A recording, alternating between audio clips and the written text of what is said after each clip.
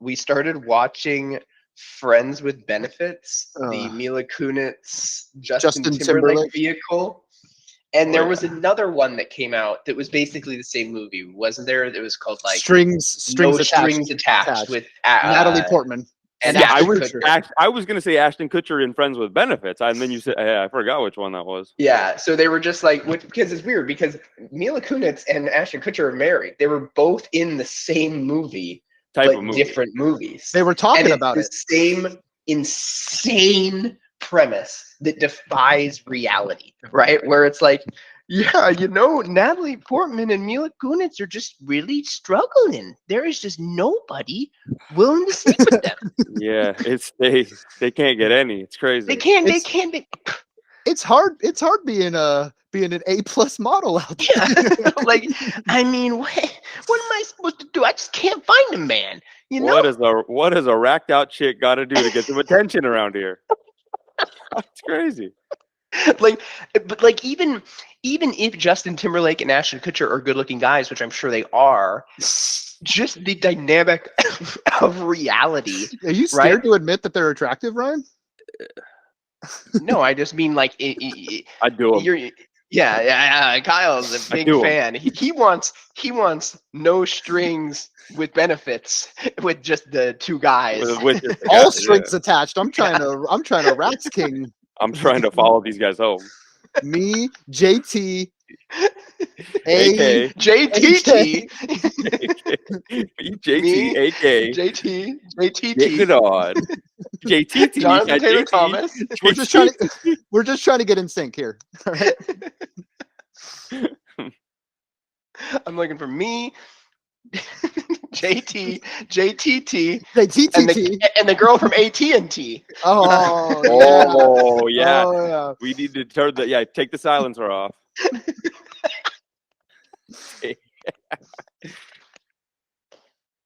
I love that. Like, oh man, I think that chick from the commercial is pretty hot. We got to go to her Instagram and start laying wild comments on her.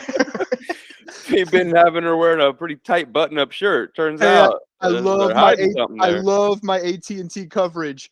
Let's get together sometime.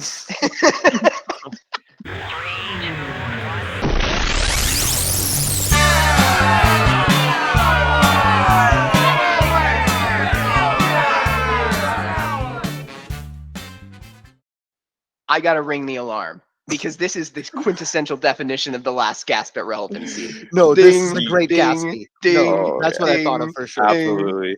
The Great Gatsby, 80 for Brady. Go ahead. Yeah, 100%. Lily Tomlin, Jane Fonda, Sally Fields, and some other chick that I don't know, Rita something. Apparently, they're all Academy Award winners, according to what the trailer said. But they give those things out like hotcakes. Who is this for? Who is this for? Name me one demographic. Straight dudes. Dude. Not even, though.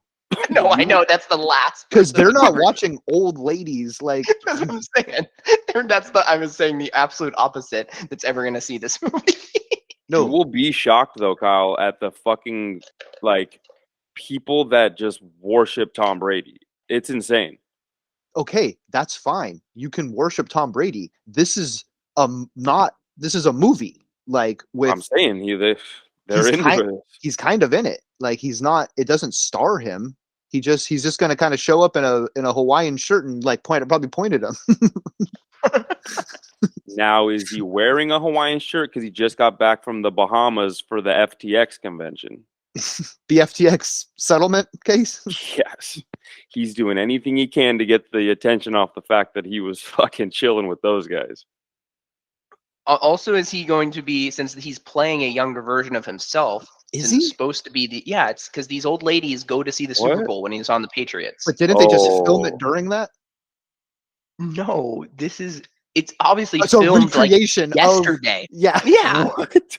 Did they get in Tom Cruise's de-aging team? Dude, Kyle, did you really think this was like a Boyhood where they filmed all this back in the day when he was still on the Patriots? Of course not. Coming of age. They filmed it yesterday. It's been in the works. It's a piece of trash. And it's in the works. He's playing a younger version of himself, so he's supposed to be 29-year-old Tom, which is going to be funny because it's he's on the Bucks. Like, I don't think he's on the No. Patriots. No, in the trailer, he's on the I look like Patriots. I look like a Patriots thing. I think I was bashing my head against the wall while I was watching the trailer, so I couldn't quite make out what team he was representing in it.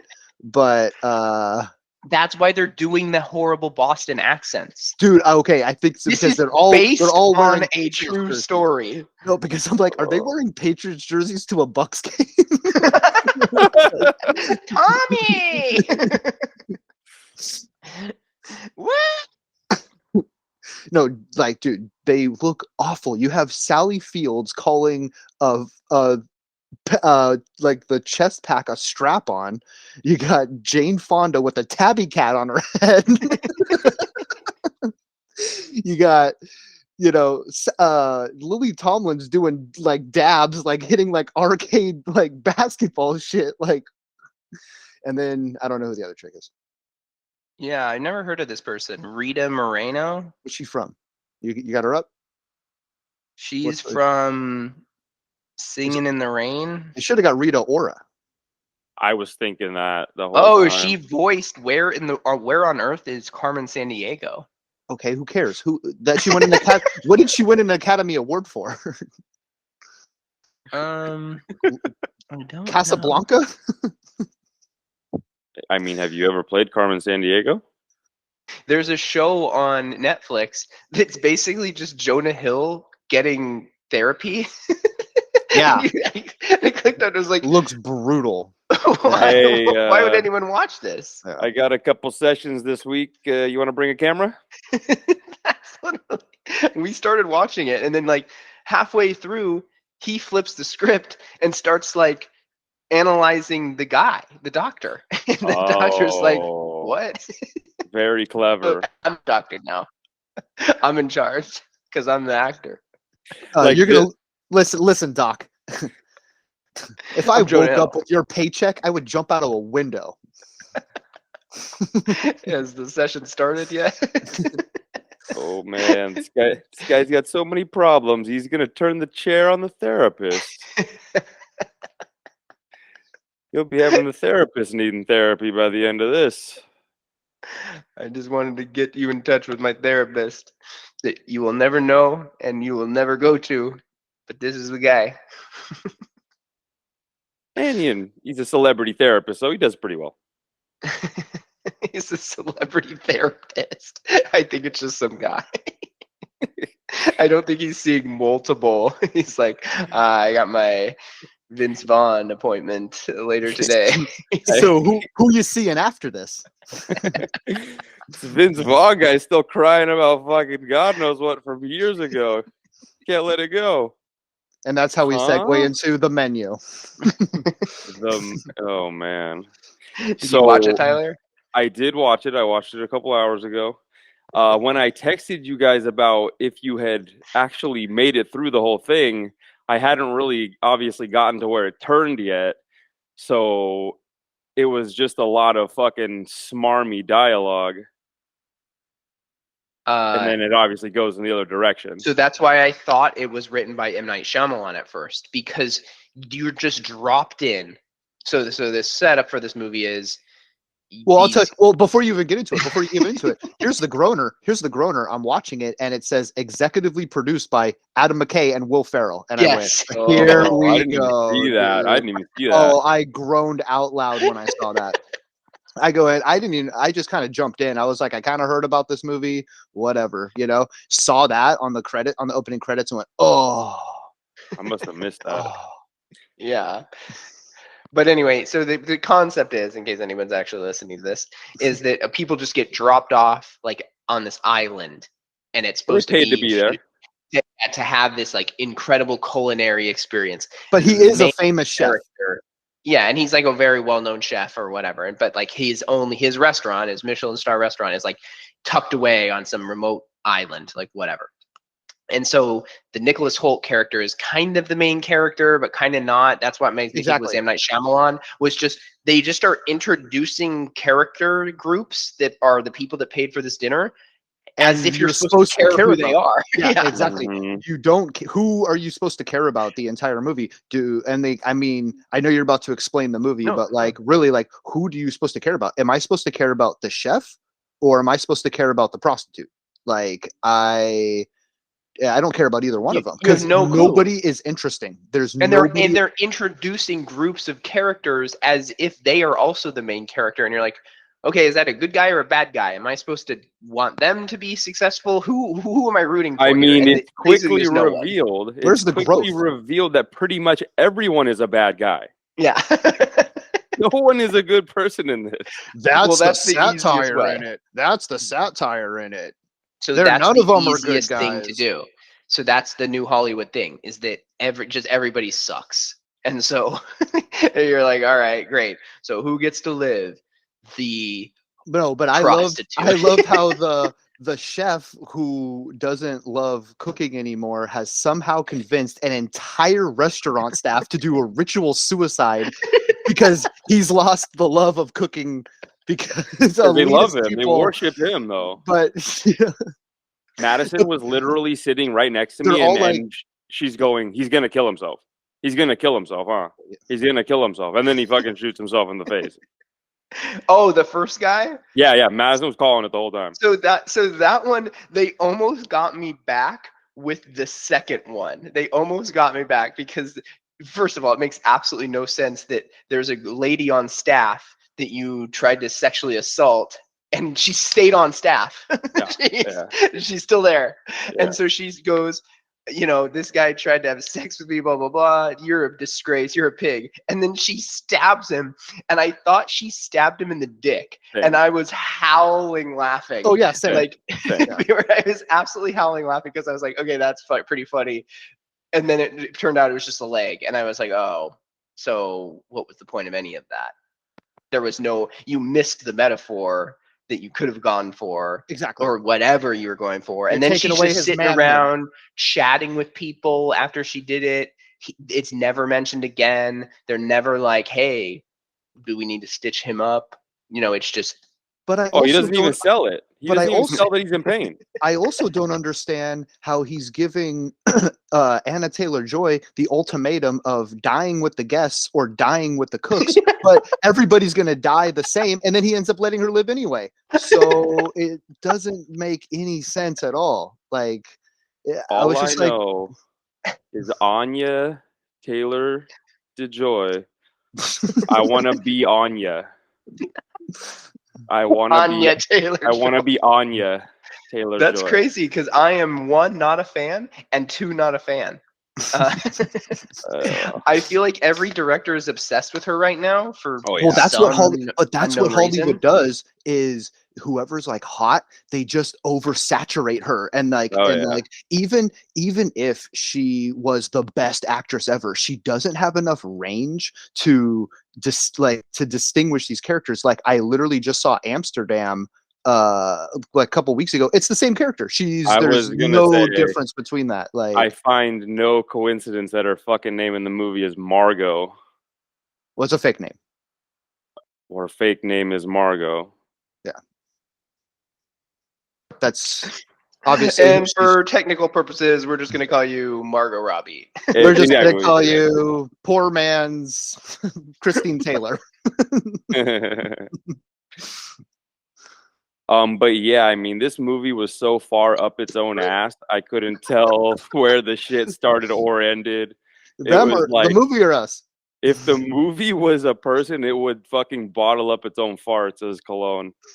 Well, that's what I was like. It's so easy to make like restaurant, like you could 86 this menu, or yeah, or what was the other one? Like at the end it was culminated with the dessert of the s'mores, but I could use less.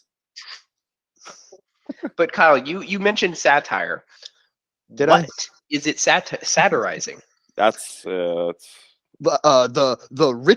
Richie people and the way that they act in super snotty restaurants, and it's just like it doesn't matter because it's just food and who cares.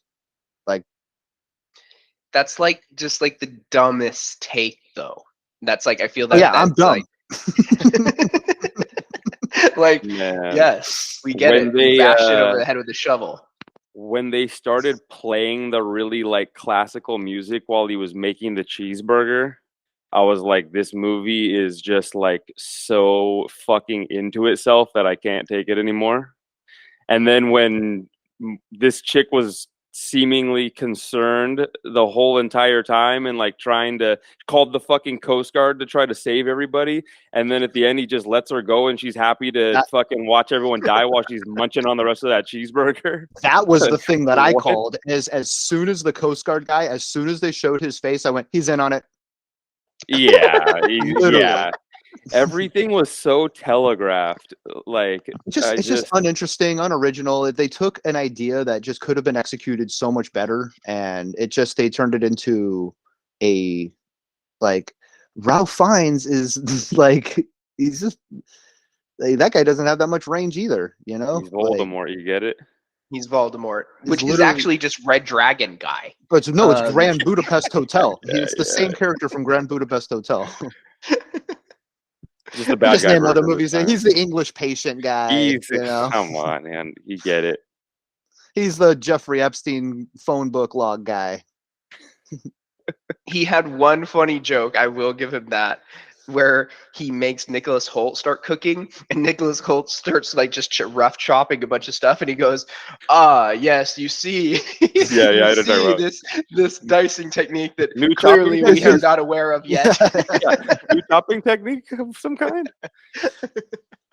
No, but like what would have been what I was thinking, what would have been funnier in that movie is they just should have had John Leguizamo play John Leguizamo, because his character is him, like a washed up actor with you were in that thing, right? Like Instead of calling it whatever Dr. Sunshine he was in, they should have just said Super Mario Brothers. Mario. I hated that made the movie. movie way funnier, like the being John Malkovich type movie. No, they're like, if it was just just play like like a John loose- Leguizamo is like a loose loser yourself. actor.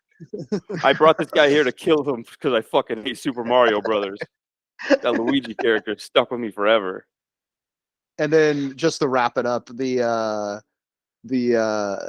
old couple, and he's saying that, like they can't remember any of the dishes that he made. Like, boo hoo, dude, you can't tell these people what to do with their money.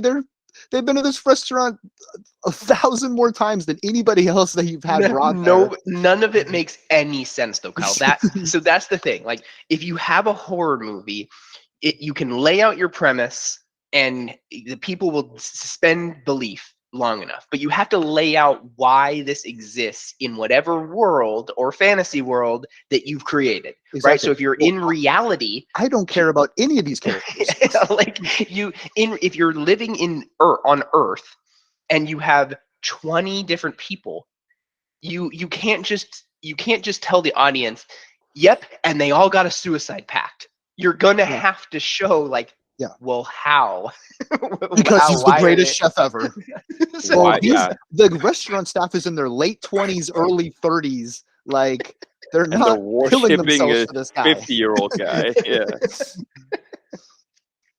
Like, that's fine. Brainwashing does exist, right? Like Jim Jones' cult. But you can't just drop people in and be like, oh, they're just there. Well, that's like, the same thing with that's the same thing with the Tyler character. Is like he was just a fan of food and talked to him and was just like knew he was gonna die and knew his date was gonna die, and he's just like, yeah, we're gonna go anyway.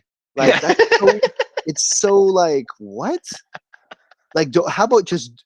It would have made more sense if you just didn't tell him that he was going to die and he was just a fan of food, but maybe you thought he was annoying. Like, what if he didn't take pictures of the food when you were doing the taco thing? Like, like what would have been that image? They also never showed what was on Anya to Taylor Joy's tortillas.